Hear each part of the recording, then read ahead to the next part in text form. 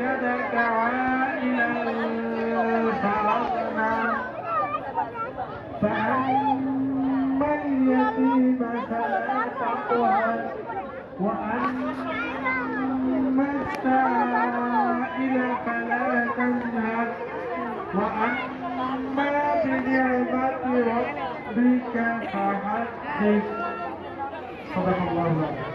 ধন্যবাদ জানাচ্ছি। আমাদের মাঝে উপস্থিত আছেন আকাশ ফকির, আমাদের মাঝে উপস্থিত আছেন বিএনপি নেতা মাসুদ, আমাদের মাঝে উপস্থিত আছেন আব্দুল মেম্বার। আমরা সকলকে আমাদের মাঝে উপস্থিত আছেন ভাই, আমরা তাকে ধন্যবাদ জানাই। এই পর্যায়ে বক্তব্য দেওয়ার জন্য অনুরোধ জানাচ্ছি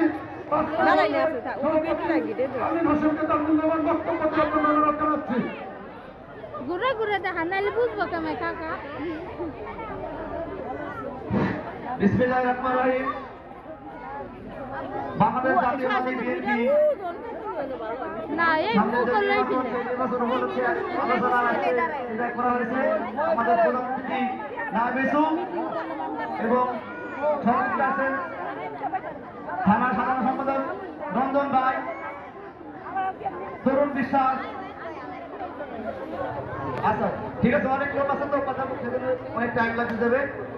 আপনারা জানেন বিগত দিনে আমরা কেউ ভোট দিতে পারিনি।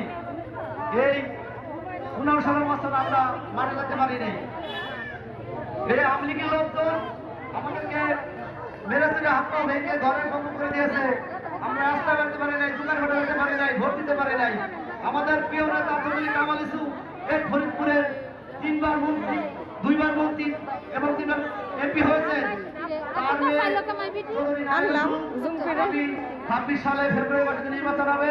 সেই নির্বাচনে ধানের শীষের থেকে নির্বাচন করবে এবং তাকে আমরা এই ফরিদপুর 12টা ইউনিয়ন থেকে বিপুল ভোট দিয়ে জয়যুক্ত করে এই আলিয়াবাদ এবং ফরিদপুরবাসীকে সেবা যত্ন করবে। এবং আমরা যারা এখানে আসছি অনেক কষ্ট করে ম্যাডামের আসছি, ম্যাডাম আমাদের মাঝে আসছে, তার মুখ থেকে আমরা মূল্যবান কথা শুনবো এবং সে যেটা বলবে আমরা সেটা মেনে নেব। এখানে ফরিদপুরে আর অন্য কোনো প্রার্থী যে মাঠে নিয়ে আসুন, আমরা কোনো মাঠে ভোট দেবো না। এটা ফরিদপুরের চৌধুরী কামাল ইসুফের মাটি এবং আলিয়াবাদের ঘাঁটি।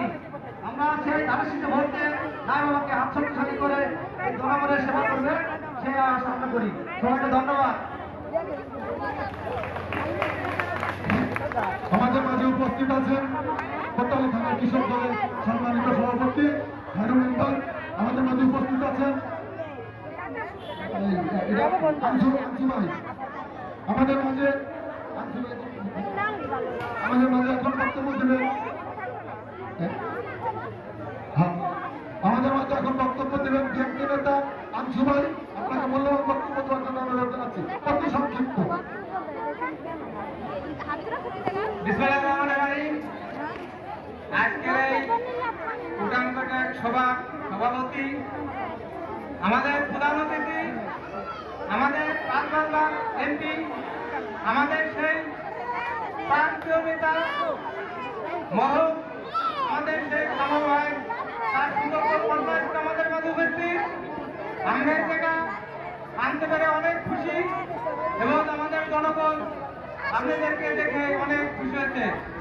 আমি একটি কথা বলতে চাই।